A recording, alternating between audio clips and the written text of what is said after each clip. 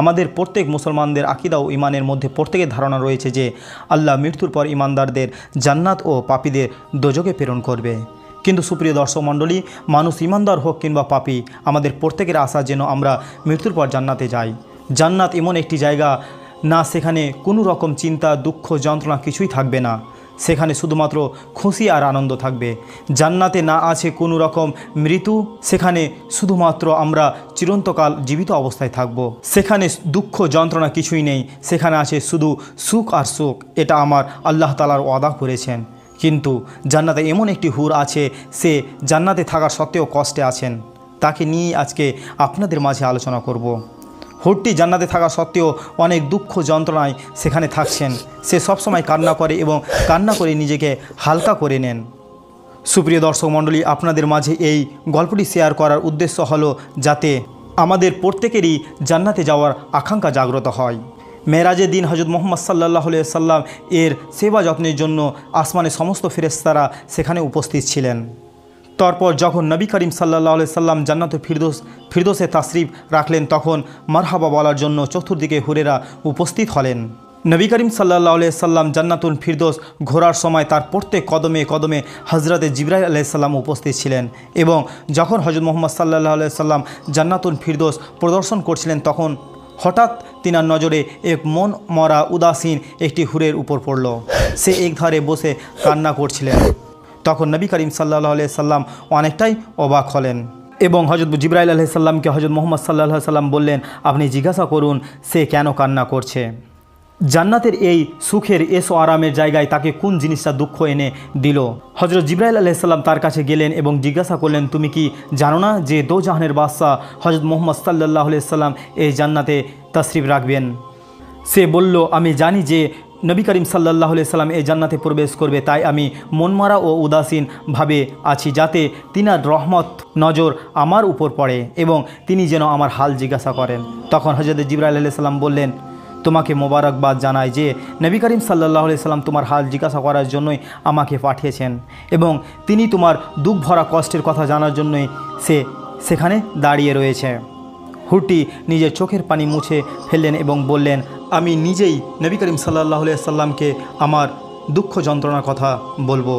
তখন হযরত জিবরাইল আলাইহিস সালাম নবী পাক সাল্লাল্লাহু আলাইহি সাল্লামের কাছে গেলেন এবং অনুমতি চাইলেন, আর রাসূল পাক সাল্লাল্লাহু আলাইহি সাল্লাম অনুমতি দিলেন। তারপর হুরটি সেখানে গেল এবং মাথা নিচু করে নবী পাক সাল্লাল্লাহু আলাইহি সাল্লামকে সালাম জানালেন।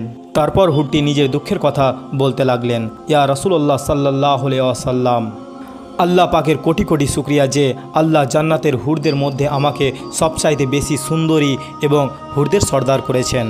8টি জান্নাতের মধ্যে আমার থেকে সুন্দরী হুর একটিও নেই। আমি যখন বের হয়ে যাই তখন সবাই এক দৃষ্টিতে আমার দিকে তাকিয়ে থাকে, আর জান্নাতে আমার জন্য চারিদিকটা উজ্জ্বল হয়ে যায়। ইয়া রাসূলুল্লাহ সাল্লাল্লাহু আলাইহি ওয়াসাল্লাম, একদিন আমি ভাবতে লাগলাম, যেদিন কিয়ামত হয়ে যাবে, যে সব বান্দারা আল্লাহর জান্নাতে প্রবেশ করবে, জান্নাতের প্রত্যেক হুর কারো না কারো সঙ্গী হবে, আর আল্লাহ আমার জন্য কেউকে না কেউকে নির্ধারিত করে রেখেছেন।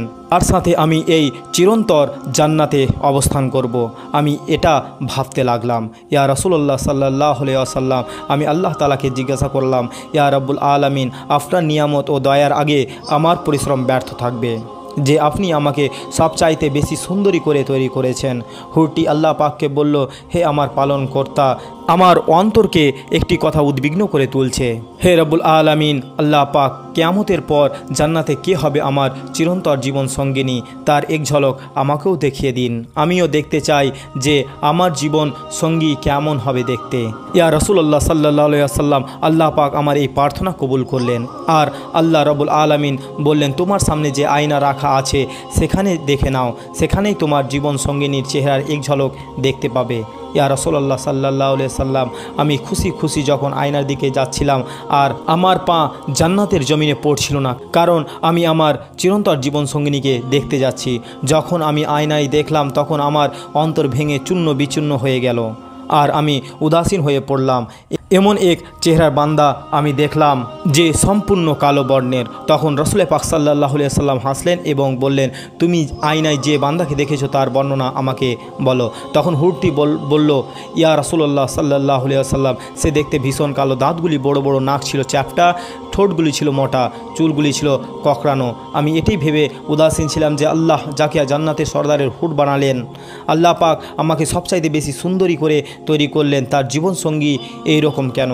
তাই ইয়া রাসূলুল্লাহ সাল্লাল্লাহু আলাইহি সাল্লাম আমি কান্না করছিলাম। রসুল পাক সাল্লাল্লাহু আলাইহি সাল্লাম রাগান্বিত চোখে তার দিকে তাকালেন এবং বললেন, তুমি যার কথা বলছো সে আর অন্য কেউ নয়, সে আমার প্রাণপ্রিয় সাহাবা হজরতে বেলাল রাদিয়াল্লাহু তাআলা আনহু, যাকে আমি আমার মসজিদ করেছি এবং আমার অন্তরের সাহাবার মধ্যে তিনি অন্যতম, যাকে আমি নবী করিম সাল্লাল্লাহু আলাইহি সাল্লাম আমার পলকের নিচে ছায়া দিয়েছি। তারপর রাসূল পাক সাল্লাল্লাহু আলাইহি সাল্লাম বললেন, বেলাল আমার এমন এক সাহাবা যাকে আমার আল্লাহ রাব্বুল আলামিন এমন এক মর্যাদা দান করেছেন যে হজরতে বেলাল এর শরীরের ঘাম থেকে প্রত্যেক হুরের তীর হিসেবে গণ্য করার অনুমতি আল্লাহ রাব্বুল আলামিন দেবেন। হজরত বেলাল আল্লাহর মহব্বতে এতটাই পাগল ছিল যে তিনি তার জন্য নিজেকেই কুরবান করে দিয়েছিলেন। তারপর নবী করিম সাল্লাল্লাহু আলাইহি সাল্লাম হুরটিকে বললেন যে তুমি নিজেকে সুন্দরী বলে এতটা অহংকার করিও না। আমার সাহাবা হজরতে বেলাল এমন একজন সাহাবা যিনি একজন সত্য মুমিন। তুমি এই কথা বলছো যে হজরতে বেলাল কালো বর্ণের, এমনটা যেন না হয় যে আমার সাহাবা হজরতে বেলাল তোমাকে অপছন্দ করে বসে। রাসূল পাক সাল্লাল্লাহু আলাইহি সাল্লাম এর কথা শুনে হুরটি নিজের উপর কাবুরা থাকতে পারলেন না। তখন তার সৌন্দর্যের অহংকার এক নিমিষেই শেষ হয়ে গেল। তখন সে আফসোস করে চিৎকার দিয়ে বললেন, ইয়া রাসূলুল্লাহ সাল্লাল্লাহু আলাইহি সাল্লাম আমাকে ক্ষমা করে দিন এবং আমাকে সেই আপনার প্রাণপ্রিয় সাহাবা অনেক অনেক অনেক পছন্দ।